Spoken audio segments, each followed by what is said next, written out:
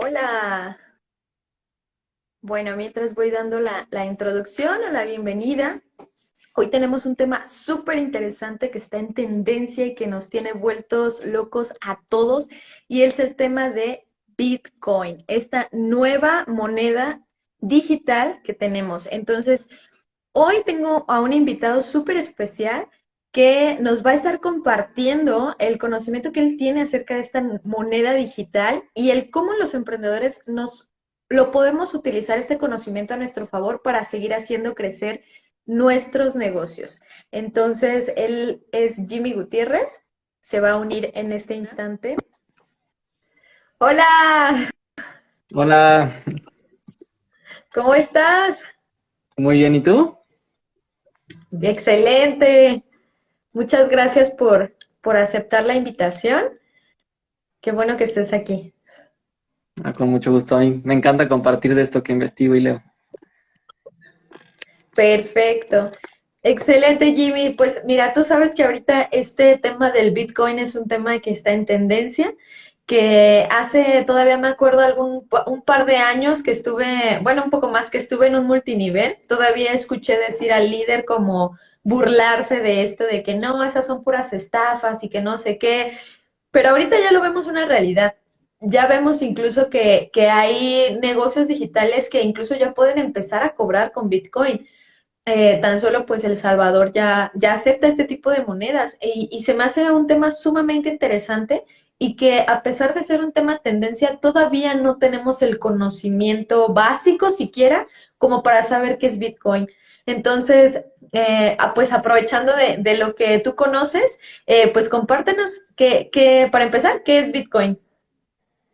Claro que sí, sí, Jen. Pues primero, para empezar, Bitcoin se podría decir que es oro, propiedad y energía digital. Bitcoin, pues es la mejor forma de dinero jamás creada. Y vamos a llegar a explorarlo un poco más a fondo. Pero para poder entender qué es Bitcoin, necesitamos hablar de los cambios de era que hemos tenido en la humanidad y de los cambios tecnológicos que estamos viviendo. Porque precisamente es algo tan nuevo y tan disruptivo que no lo podemos ignorar, pero que apenas el 1 o 2% de la población mundial lo utiliza actualmente. Estamos como en el Internet de 1995 o 1997, cuando el correo electrónico surgió y nuestros abuelos decían, ¿cómo eso lo va a superar al fax? O sea, ¿cómo es Claro. posible que pueda mandar algo por esto que se llama Internet en segundos, cuando en el fax lo sé hacer muy bien? Estamos en esa etapa. Entonces, bueno, empecemos. A lo largo de la historia, pues ha habido descubrimientos científicos e inventos que nos han dado un salto evolutivo. Bueno, antes de empezar, quiero hablar de Nikola Tesla un poco. Nikola Tesla fue uno de los grandes científicos de la humanidad y él soñaba con un mundo con energía libre, limpia y limitada.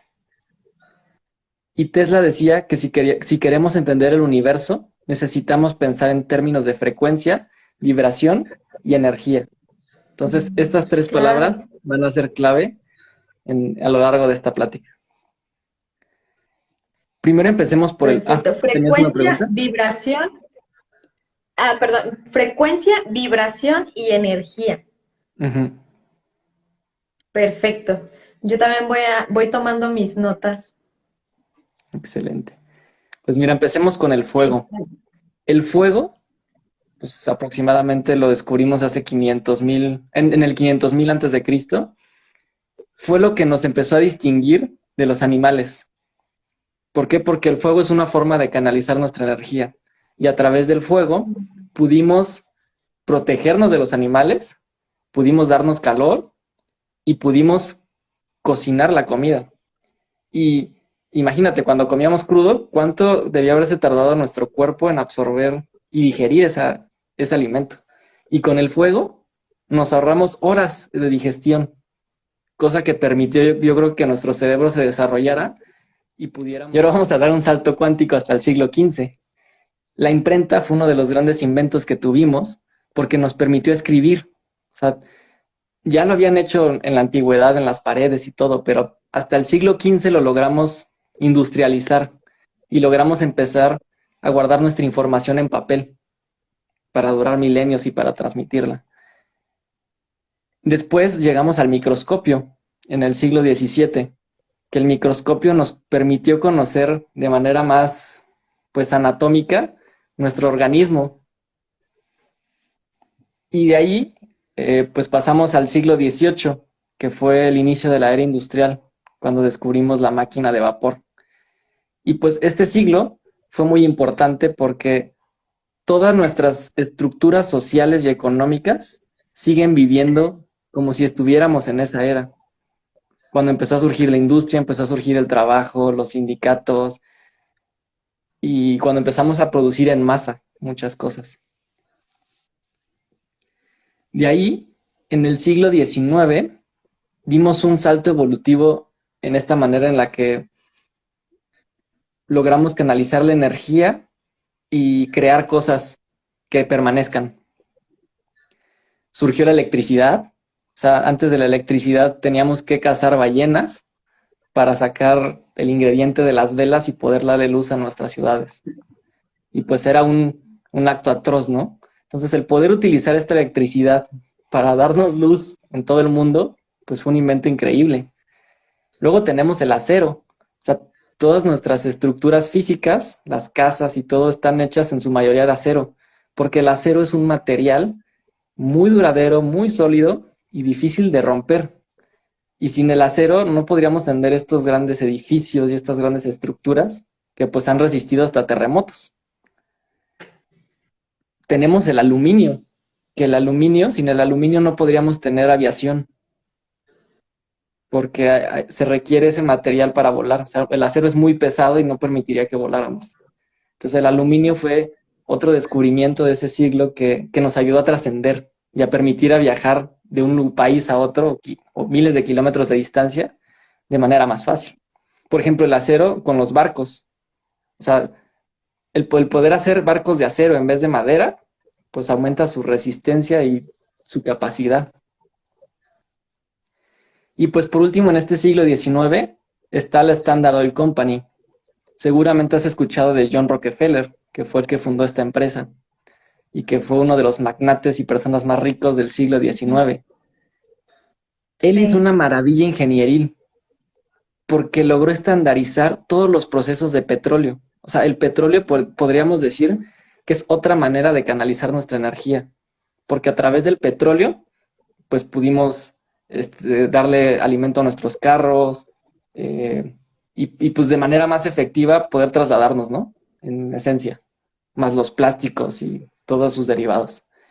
Entonces, él logró manejar toda la cadena de valor del petróleo y la estandarizó de tal manera pues, que lo convirtió en el magnate y el monopolio del petróleo.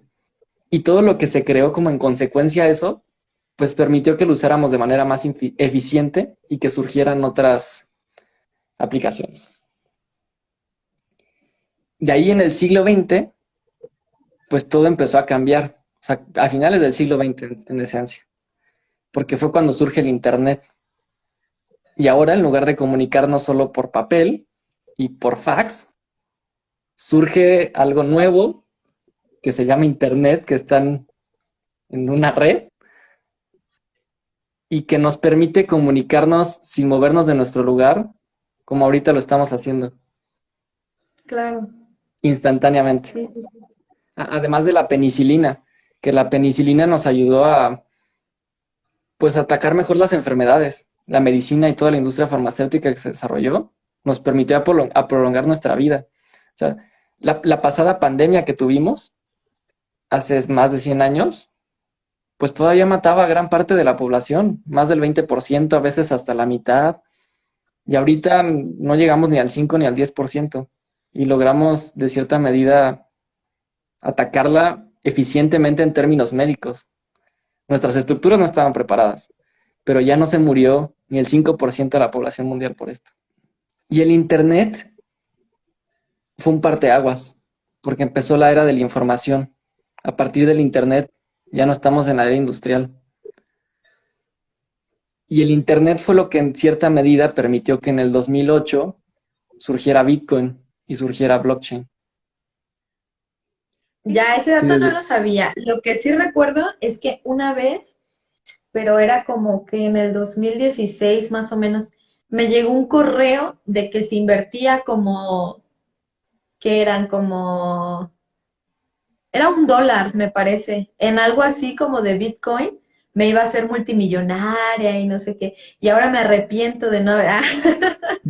Era para comprar justo una moneda, creo que era una criptomoneda, una cosa así, pero también como en ese entonces era como de, ay, ¿cómo voy a invertir en la nada, no? ¿Cómo voy a invertir pues una idea digital nada más? O sea, porque no había nada concreto, no había nada material. Entonces, y aparte pues estaba más chica, etcétera. Entonces como que no creí en ese tipo de cosas.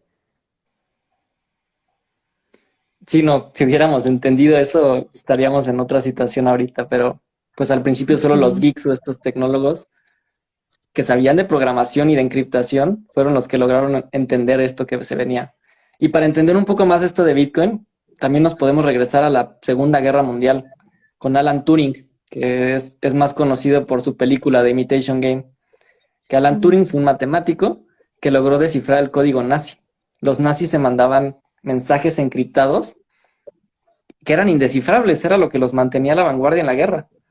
Pero Alan Turing, a través de la computación y el inicio de la inteligencia artificial, creó una máquina para descifrar esos códigos.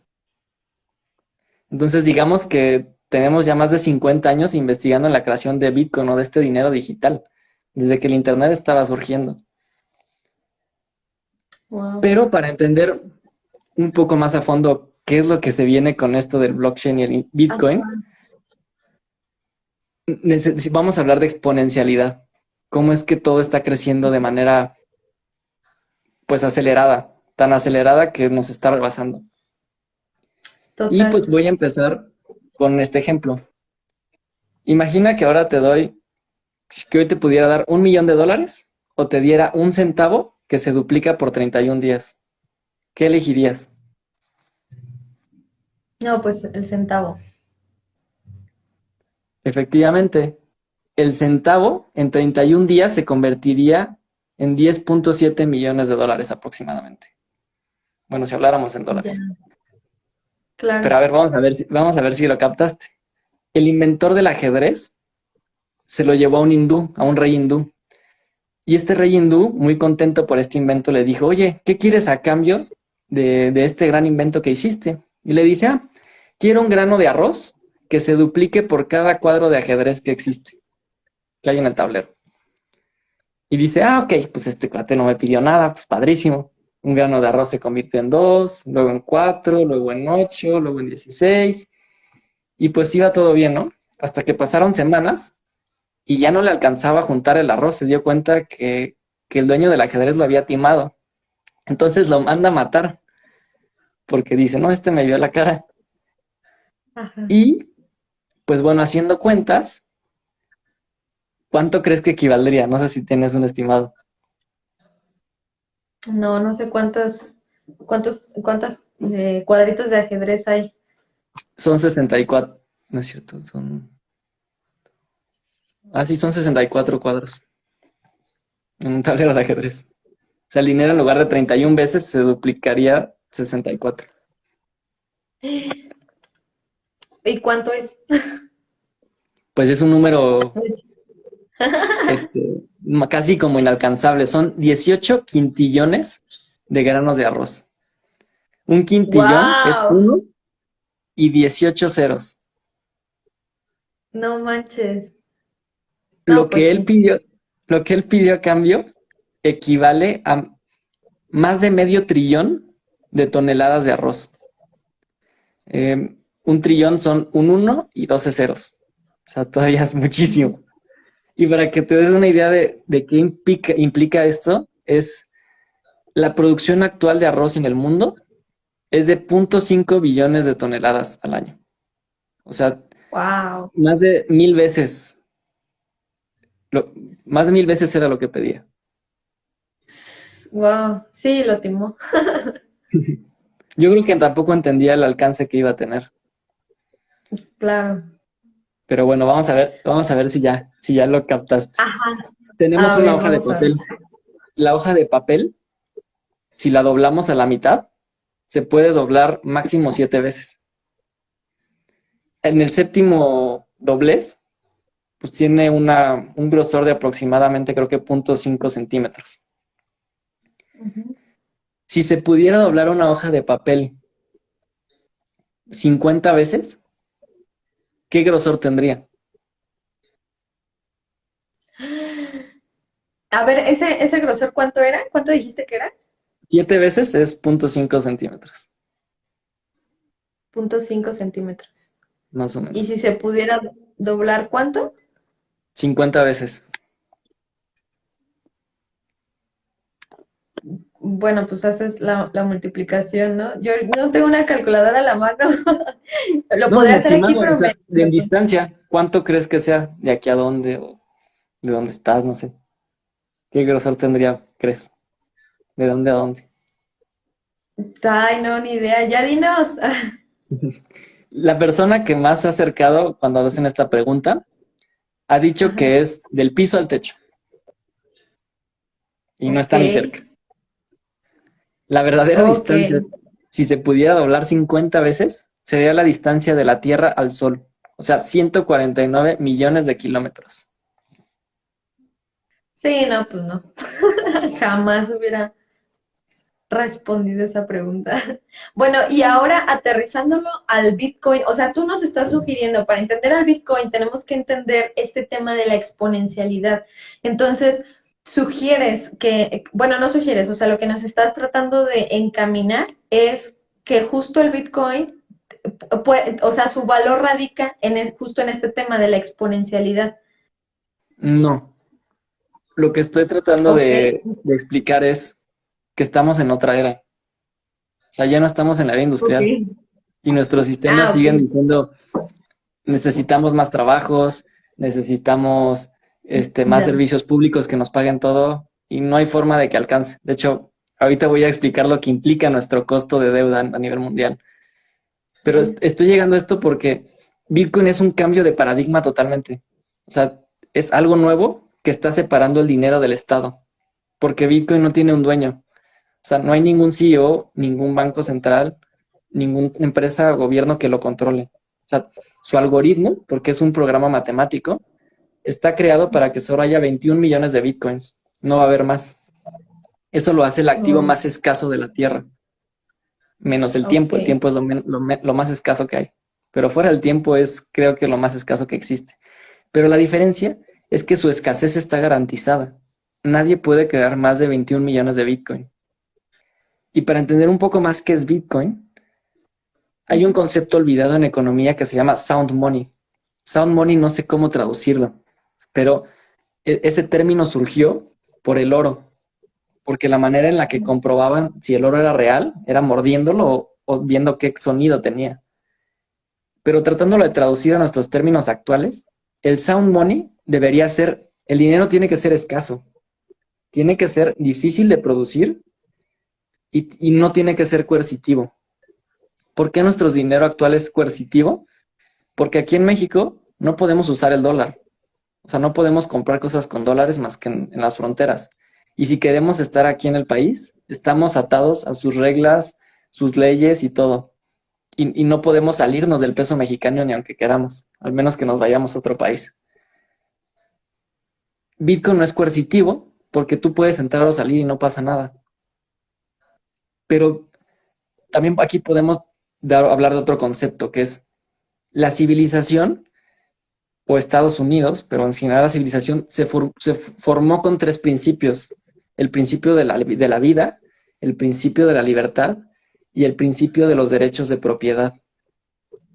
Los derechos de propiedad es pues, que nosotros podamos tener una casa, que nosotros podamos comprar algo y que nos pertenezca, pero pues tiene que ser inviolable. Y Bitcoin es el primer activo que es inviolable, porque como es un código encriptado único, si tú tienes su Mm, resguardo, nadie te lo puede quitar y no incita a la violencia. O sea, digamos que cargaras ahorita una tonelada de oro, que digamos que vale $50,000, ¿no? No sé cuánto vale. O sea, cargarla tú en la calle, o sea, te ve alguien con eso y te mata por quitártelo, Sí, si tiene hambre. claro. Y muchas de nuestras guerras fueron por oro. En cambio, Bitcoin, por eso hablaba de la importancia de la exponencialidad, es dinero informacional, dinero digital,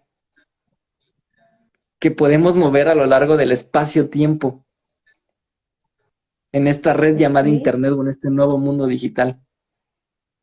Oye, y tengo una pregunta, perdón que te interrumpa, pero ahorita me surgió con eso que mencionabas de que es un código. ¿Qué es ese código? O sea, ¿qué contiene ese código? O sea, contiene la información que entiendo que lo que nos estás explicando de la energía esta del dinero, pero exactamente como, ¿qué es ese código? O sea, si yo pudiera ver como el código, ¿cómo se vería? O cómo es? Digamos que Bitcoin es un libro de contabilidad abierta. En programación Ok, hay un término que se llama open source o código abierto. Entonces, es decir, ok. nosotros, no tengo el link, pero nosotros nos podemos meter al código de Bitcoin y podemos ver qué transacciones se están haciendo todo el tiempo. Como es Wow. encriptado, si yo ahorita Ajá, mandara millones de dólares, no podría saber que fui yo, porque es un número único. ya. Pero sí puedes saber qué dinero se está moviendo y a qué frecuencia. Ok, ok. Esto me deja un poco como que lo estoy procesando. Estoy procesando la Ujú. información. Sí, porque totalmente rompe toda la creencia, todo, sí, rompe todo el sistema, o sea, totalmente es un nuevo paradigma, incluso como de conciencia, ¿no? De justo Totalmente. entender estos conceptos que nos hablabas al principio de la frecuencia, la vibración, ¿y cuál era el otro?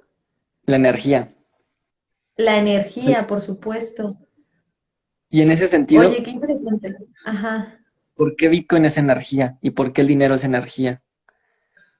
Porque el sí. dinero es la manera más eficiente que encontramos los seres humanos de intercambiar valor, de intercambiar lo que hacemos cada uno de nosotros. O sea, hace miles Claro. de millones de años o hace cientos de años hacíamos trueque. Entonces imagínate que tú hagas zapatos y yo tengo una casa. Si quisiéramos hacer un intercambio, Ujú, ¿cómo? O sea, a mí no me sirven millones de zapatos por la casa. O sea, yo no te vendería mi casa por millones de zapatos, porque ¿para qué los quiero? Pero además yo no claro, puedo dividir mi casa en una millonésima parte para intercambiártela por un zapato. claro. Entonces el dinero en físico fue la forma en la que logramos, pues sí, separar en fragmentos chiquitos el dinero o este valor para poderlo intercambiar sin problemas. O sea, le dimos un valor numérico para que fuera más fácil para nosotros hacer ese intercambio. El problema es que ese Ya. sistema está quebrantado, manipulado, no sé cómo decirle, porque el Enviciado. gobierno y los bancos centrales están a un clic de distancia de crear el dinero que quieran. Ya, sí, claro. Oye, y entonces esta parte de hacerlo como un bien escaso, los bienes escasos, por ende, tienen más valor, porque no están como al alcance. Pero entonces aquí es donde a mí me resulta un poco, tengo un pequeño conflicto con eso, porque entonces me hace pensar que Bitcoin no puede estar al alcance de todos. O sea, si solamente hay como cierto número de Bitcoins creados, ¿cómo es que la población, o al menos la mayoría de las personas, se puedan beneficiar de esto? O sea, de alguna forma democratiza un poco más rompe como barreras, ¿no? Justo eso es lo que Ujú. mencionabas, que si estás aquí, o sea, no existe como esa moneda de intercambio de si yo voy a Europa, lo tengo que cambiar a la moneda de allá. O sea, no existe ese cambio. Bitcoin es Bitcoin aquí en China. Ujú. Pero esa es una parte buena que rompe barreras, ¿no? Pero entonces el valor también lo homogénea, lo hace igual, o sea, vale lo mismo aquí y acá, que es parte de las barreras, pero y entonces, ¿cómo las personas pueden también acceder a eso si nada más hay un determinado número que ya se designó que solo va a haber ese y ya? ¿Cómo ves tú? Bueno, esa es una pregunta, perdón, y Ujú. la otra, antes de que se me pase, ¿cómo verías tú entonces, desde tu perspectiva muy personal, que sería entonces el futuro del sistema económico partiendo de que hay un bien escaso? Ok. Bueno, empecemos. Bitcoin tiene solo 21 millones, pero esa es su magia. O sea, imagínate que nuestros pesos mexicanos solo hubiera 10 millones de pesos mexicanos en toda la economía mexicana. Eso Ok, sería increíble, porque sabemos que el gobierno no puede crear más de 10 millones de pesos y cada peso que tenemos tiene valor y no se lo pueden quitar porque no pueden crear más. O sea, es como oferta y demanda. O sea, imagínate que hiciéramos maíz y que tuviéramos maíz para alimentar a todo México. O sea, sí, pues si pudiéramos crear otros 100 millones de toneladas de maíz para alimentar no solo a México, sino a Estados Unidos, ponle, pues lo podemos hacer porque hay más terreno en el mundo. Y eso hace que se vuelva más barato. Ese es otro concepto que quiero tocar. Que se vuelva más barato porque hay más de eso. Entonces, sí. nuestros 100 millones de pesos mexicanos, o 10, perdón, imagínate que fueran un trillón. O sea, un trillón dividido entre 100 millones de mexicanos, o sea, es demasiado. O sea, ¿qué valor realmente Sí, tiene esto si es casi al infinito? sí, sí, sí. ¿Y por qué Bitcoin lo pueden usar los demás? O sea, cada Bitcoin se puede dividir en 100 millones de partes. Se les llama satoshis. Ah, ok, ok. Entonces, por eso dicen que Bitcoin es oro digital también. O sea, porque tiene las mismas Ya, propiedades que el oro. O sea, es un activo escaso, 21 millones, difícil de ok, producir, no lo pueden replicar. O sea, hay muchas ya. criptomonedas, pero no le llegan a la escasez de Bitcoin ni a sus propiedades. Pero, o sea, ¿cuál es la diferencia con el oro?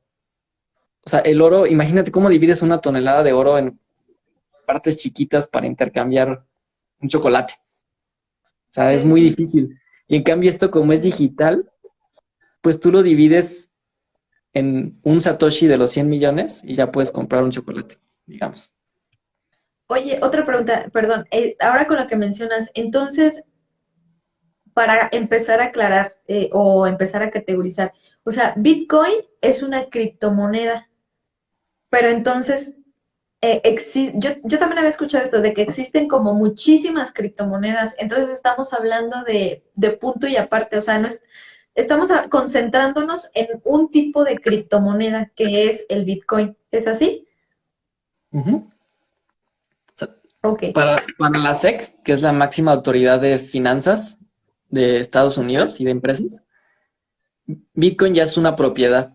Bitcoin ya es visto como si fuera Ok. una casa, debido por su Ah, escasez. ok. Y de hecho no tiene costos de mantenimiento. O sea, es propiedad digital, es como si tuvieras un terreno en el ciberespacio, pero pues no tienes que Ya, mantenerlo, porque quienes sí. trabajan por asegurarlo son sus mineros, que son los responsables de la seguridad de la red. Y hablando de las otras criptomonedas, esto lo hace muy distinto a las demás. O sea, cada día se crean más de 100 criptomonedas, creo. Ahorita hay más de 10,000 o más de 6,000 había la última vez que vi. Pero ahorita dicen que hay más de 10,000. Y hay monedas que son una broma. O sea, hay personas que le pueden tomar una foto a su perrito, crean un código con su propia moneda y la venden. Eso es el Dogecoin que se escucha y la Shiba Inu. Son No puede monedas que ser. no tienen ¿Y valor, o cómo? sea, su único valor es la comunidad y que además su Wow. producción es infinita también. ¿Y cómo identificar una moneda que sí tenga valor a una que no? Pues de nuevo la clave es la educación financiera y uno enfocarse en algo. Por ejemplo, Michael Saylor habla de que para entender Bitcoin necesitas 10 horas de estudio mínimo.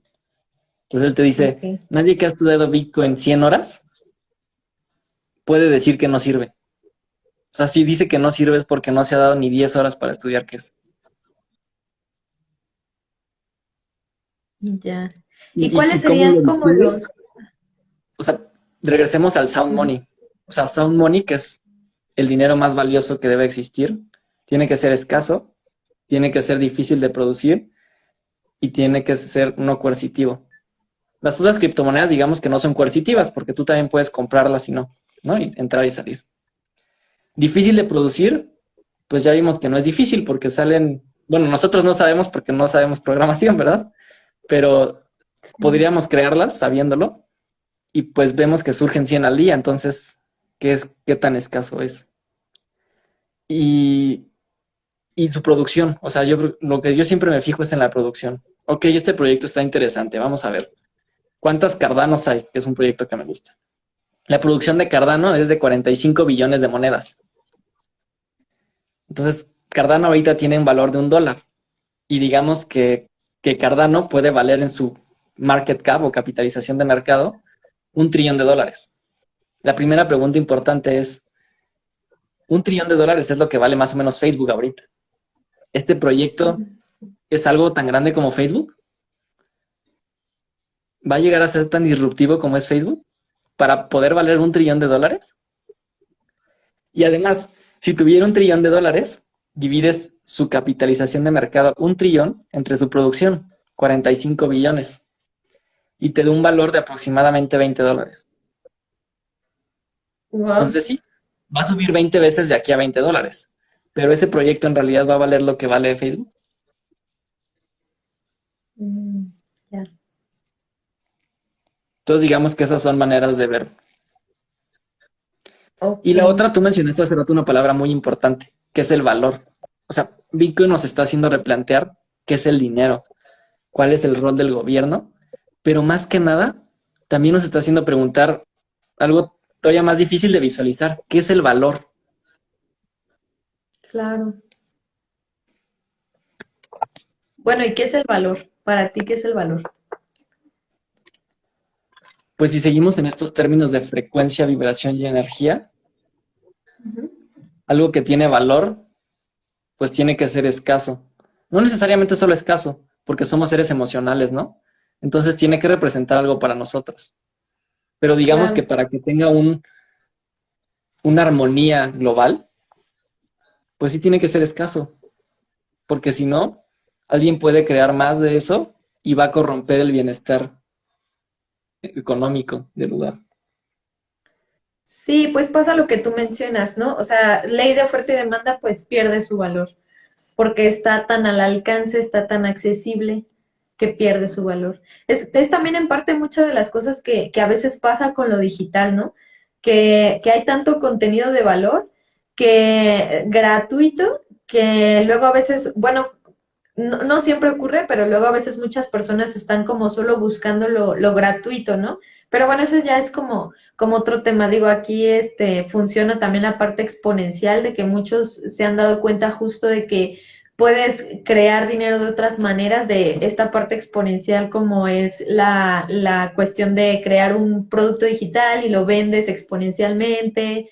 Y bueno, pero eso ya es como otro tema. Entonces, ¿cuáles serían los primeros pasos para empezar a sumergirse en este tema? Sobre todo si, por ejemplo, yo soy emprendedor, ¿cómo empiezo a integrar esta parte del Bitcoin a mi emprendimiento para que incluso pues pueda facilitar esa forma de intercambio de valor?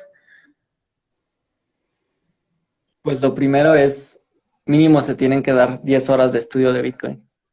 Yo creo que esa es la primera Ya, base, porque claro. hay que entender bien a qué te estás metiendo y qué es, y por qué te estás... La pregunta más importante es, ¿por qué te meterías a Por, Bitcoin? claro, sí. Y aquí, por ejemplo, ¿cuál sería tu perspectiva?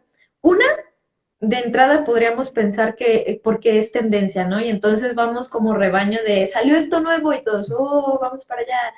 Pero sí, o sea, estoy de acuerdo en eso, lo que mencionas, como el cuestionarte si realmente vale la pena, si no vale la pena.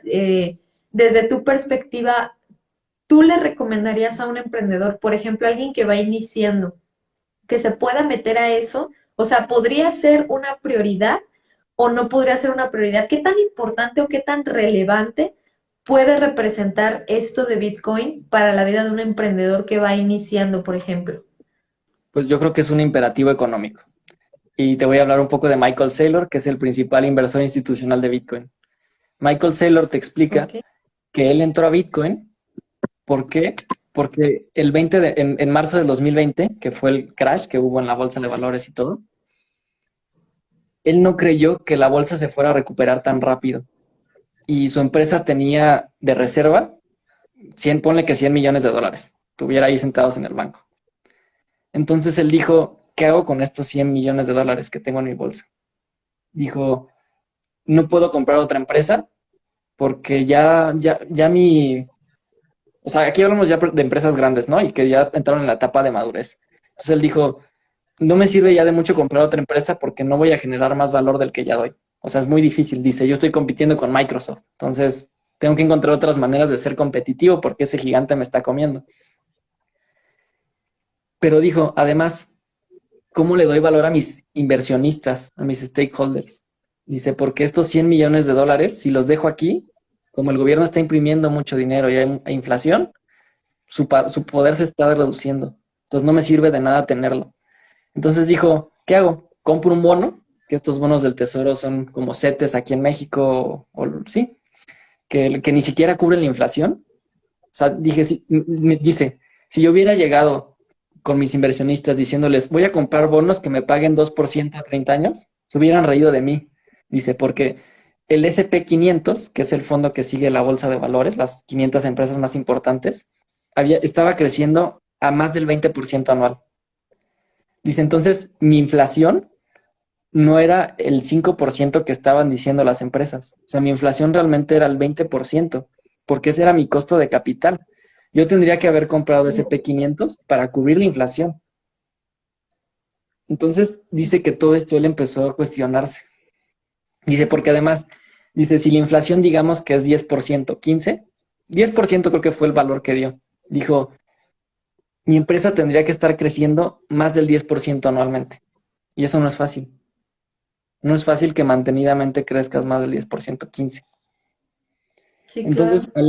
al él seguir reflexionando y al encontrar Bitcoin, él dijo, ok, Bitcoin es muy escaso, 21 millones, y al estudiarlo, se dio cuenta que Bitcoin ha crecido más de 100% en todos los años que lleva existiendo al año, en promedio.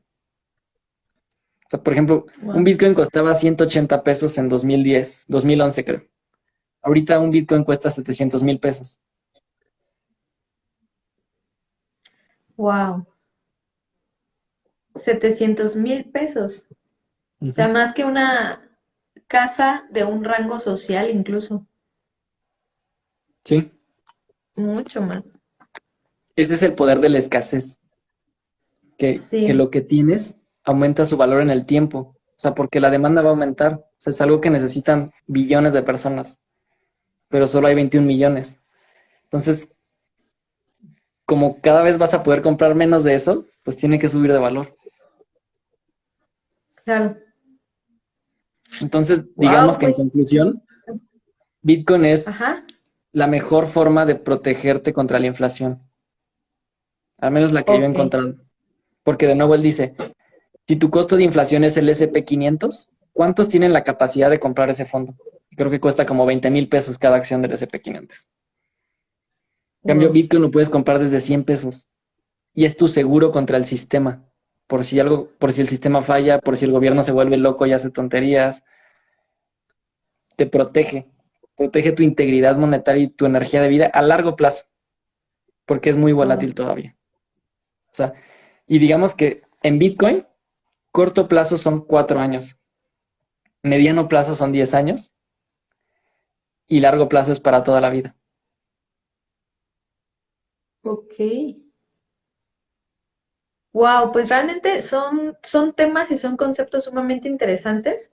Sobre todo eso, lo que estás diciendo entiendo yo que no es que sea entonces una forma como de que voy a cambiar completamente mi forma de intercambio de valor, sino es más bien, como lo acabas de mencionar, para un emprendedor podría funcionar entonces para la parte de protección, como para el seguro, para esta garantía de que incluso puede ser como es como un miedo que no es tan latente, pero sí me he llegado a topar este tipo de miedos de una persona que a lo mejor trabaja a una que no, porque en el trabajo te dan un retiro, ¿no? Te dan una jubilación y te prometen esto de que, pues, cuando no puedes trabajar te van a mantener y no sé qué.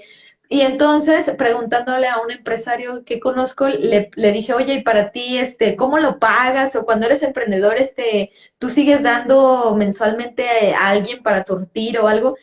Y él como que me ve con mucha ternura y me dice, no, o sea, el seguro de los emprendedores son sus inversiones. Entonces empieza a cambiar tu forma de pensar. Claro, empiezas a mirar ese tipo de oportunidades. Entonces, lo que entiendo yo es que para un emprendedor, el Bitcoin es netamente para inversión. ¿Sería así? ¿O Sí, también no. podría funcionar? Ajá. Por eso digo que Sí, requiere mínimo 10 horas de estudio. O sea, sí, digamos que tu emprendedor o un emprendedor es un aguacatero y exporta a ya, Estados Unidos o a otro país, ¿no? O alguien exporta a Europa o a China. O sea, intercambiar dinero de un país a otro es muy tardado. O sea, nuestros sistemas bancarios son muy lentos. O sea, te ya. cobran $50 más o menos, creo que de comisión por mandar dinero a otro país y te tienes que esperar Oh, 48 horas o más a que te lo acepten. ya, O sea, sí, Bitcoin sí, fue sí. creado inicialmente como un sistema que permitiera intercambiar dinero sin necesidad de una tercera parte. Entonces, tu Bitcoin lo puedes mandar a cualquier parte del mundo a un costo mínimo. Bueno, lo máximo que he pagado por mandar Bitcoin son $30 y lo mínimo han sido $0.45. O sea, a veces hasta en 8 pesos me ha costado mandarlo. Entonces tú puedes mandarlo Oh, 24/7 a este costo mínimo, porque no importa si mandas 1,000 pesos o 1 millón, te va a costar $30 máximo. Y te va a llegar órale. en bueno, lo máximo que me ha tardado en llegar son media hora y lo mínimo en 2 minutos. Ok. Entonces lo pueden usar pues para mandar remesas, para pues hacer pagos de manera más sencilla. Obviamente, Ok. pues aquí hay dos caminos, ¿no? O sea, si lo quieren hacer a escondidas o también lo quieren hacer de manera que no vayan a tener problemas con el SAT. Pero lo mejor es hacerlo bien. Sí, sí, claro. Wow, Jimmy, pues son temas sumamente interesantes. Me gustaría que podamos hacer otro video de esto en donde puedas explicarnos o quizás ir profundizando un poquito más. También viendo si a la audiencia también le interesaría profundizar en esto. Igual voy a hacer una encuesta de qué les pareció esta información. Pero sí me gustaría que podamos hacer mínimo otras dos para seguirnos empapando de temas básicos, porque, bueno, al menos yo en lo personal soy muy nueva en entender este tipo de conceptos, en entender esta nueva forma de intercambio de energía, de valor. Y pues si tú aceptas, pues yo encantada de que puedas seguir con nosotros compartiéndonos y saber también en dónde podemos conocer más de ti, conocer más de quizás esta información o que nos puedas estar compartiendo este tipo de cosas. Sí, claro que sí. Pues, por ejemplo, pueden seguir en mis redes sociales, en Instagram y en Twitter, como Jaime Gut 11. Jaime Gut 11. Ahí en Twitter me la Ok. paso reflexionando sobre Bitcoin y sobre la economía y sobre todo, siguiendo a las máximas autoridades en Bitcoin del mundo. Y en Instagram comparto un poco más ya en español, todo un poquito más digerido. Sigo levantando esta inquietud. Perfecto. Entonces ahí me Pues pueden muchísimas contactar cualquier gracias. cosa. Y por Claro, último, muchísimas gracias. me quisiera nada más decir que Bitcoin es muy volátil. Entonces tienen que entender muy bien a qué se meten. Porque en diciembre costaba $68,000. Y si hubieran comprado, perdón, en noviembre a ese precio, ahorita vale 38,000, creo. Entonces hubieran perdido más del 50% en 3 meses. Entonces tienen que Wow. ser conscientes que el dinero que metan no lo tienen que necesitar, porque van a perder en el corto Claro. plazo. Y por eso corto plazo es 4 años, porque cada 4 años se recorta la producción de Bitcoin a la mitad. Ok. Wow, pues sí, pues ya lo saben amigos. Pues sí, no hacer las cosas atrabancadamente, sino ser como cautelosos y realmente investigar bien a qué se refieren estos nuevos conceptos y no solo porque sea tendencia o porque esté de moda, pues nos vamos a dejar llevar por la ilusión que está detrás de todo eso, ¿no? Sino que realmente podamos tomarlo con mucha seriedad y mucha cautela y estudiarlo, como dices tú, mínimo las 10 horas para empezar a entender, ¿no? Yo creo que es para que puedas empezar a digerir todo este mundo de conceptos nuevos para precisamente con conciencia y sepas bien a lo que te estás metiendo, entendiendo los riesgos que implica y también las ganancias potenciales que también implica.